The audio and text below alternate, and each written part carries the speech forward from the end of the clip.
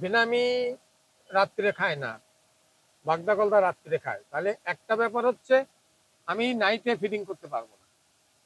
আর বেনামির ফিডিংটাকে total ফিডটা আমার per day যে feed থাকবে এটা 4 ভাগে ভাগ করে আমরা সকাল 6টা, সকাল 10টা, দুপুর 3টা, বিকাল 6টা, এই আমরা 4টা ভাগ করে দিয়ে দিই। এখানে আমি সকালে যেহেতু টেম্পারেচারের সঙ্গে ফিডিং এর একটা গুরুত্বপূর্ণ সম্পর্ক, সেই হেতু আমি সকালবেলায় আমি হয়তো 23% খাবার দেব, দুপুরে 26 পয়েন্ট সামথিং, 10টা 3টায় 26, আবার বিকালে একটু কম। অর্থাৎ টেম্পারেচারের কম বেশির সঙ্গে হিসাব করে আমি 4টা ভাগে ভাগ করে ফিডিংটা করব।